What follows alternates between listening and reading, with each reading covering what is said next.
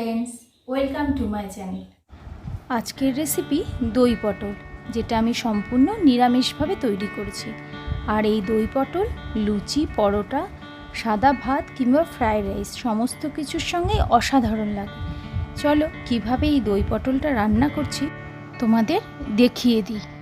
রেসিপিটা ভালো লাগলে অবশ্যই একবার বাড়িতে ট্রাই করো এবং আমার চ্যানেলটা সাবস্ক্রাইব করে নিও। দই পটল রান্না করার জন্য দেখো আমি প্রায় 10-12টা মতো পটল নিয়েছি। আর বড় বড় সাইজের পটল নিতে হবে। পটলগুলোর খোসা ছাড়িয়ে দুপাশে চিড়ে নিয়েছি। দুপাশটা চিড়ে নেওয়া হলে পটলের ভেতরে লবণের স্বাদ বা অন্যান্য মশলার টেস্টটাও খুব ভালো মতো ঢুকবে। এবার এই পটলগুলোকে আমি লবণ আর হলুদ দিয়ে বেশ খানিকক্ষণের জন্য মাখিয়ে রাখবো। দিয়ে দিলাম পরিমাণ মতো লবণ, পরিমাণ মতো হলুদ,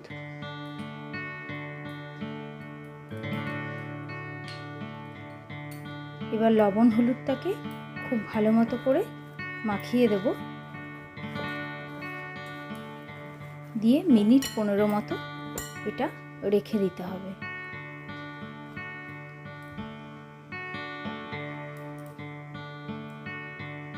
এবার একটা মশলার পেস্ট বানিয়ে নেব। দিয়ে দিলাম হলুদ, ধনের গুঁড়ো, ধনের গুঁড়োটার পরিমাণ বেশি নিয়েছি জিরের গুঁড়ো। এবার সামান্য জল দিয়ে মশলাগুলোকে ভিজিয়ে রাখবো।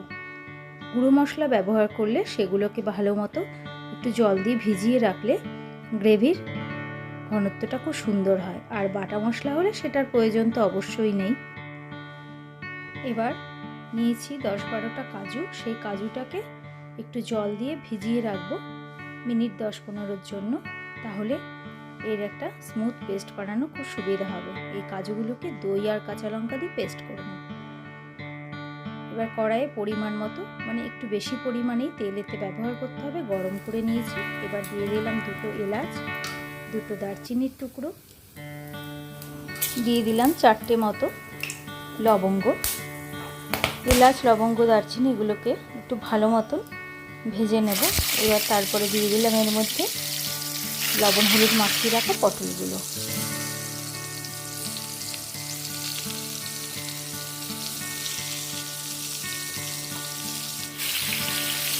পটলগুলোকে দেখো একটু লালচে করে ভেজে নিতে হবে, মানে পটল যেন খুব ভালো মতো ভাজা হয়।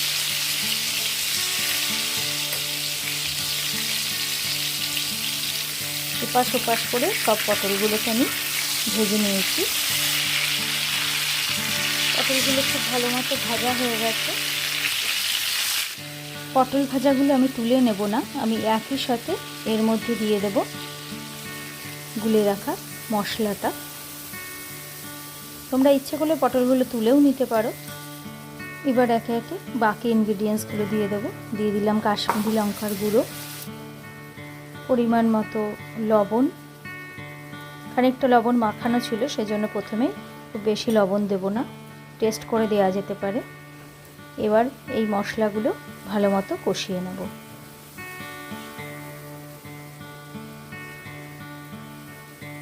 মশলাও কষিয়ে নেব, সাথে পটলগুলো মশলার সাথে কষিয়ে নেব একসাথে। এটা কষানো হয়ে গেছে। এবার দিয়ে দেব সামান্য জল। রান্নার সময় সব সময় একটু গরম জল ব্যবহার করবে।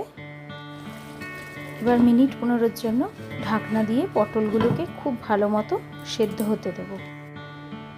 পটলটা সেদ্ধ হতে হতে এই সময়ের মধ্যে আমি কাজু বাদামের পেস্টটা বানিয়ে নেব।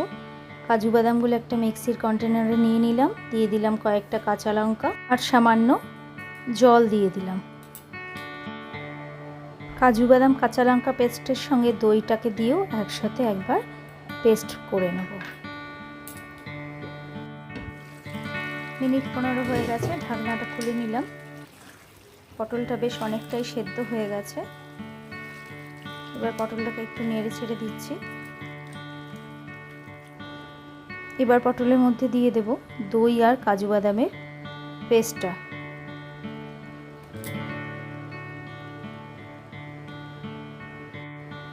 এবার দই আর কাজুর পেস্টটার সঙ্গে পটলটাকে ভালো মতো মিশিয়ে নেব।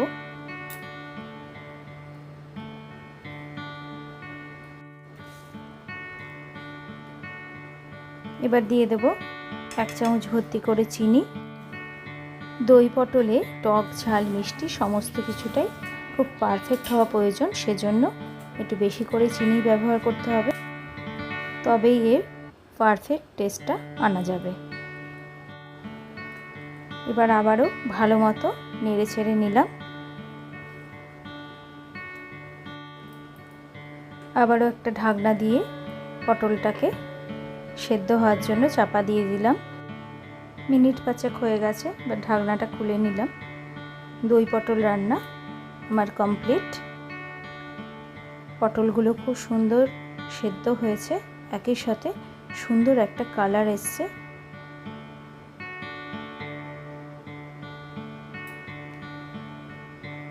একটু 2-1 মিনিটের জন্য ফুটিয়ে এবার আমি গ্যাসের ফ্লেমটা অফ করে দিলাম।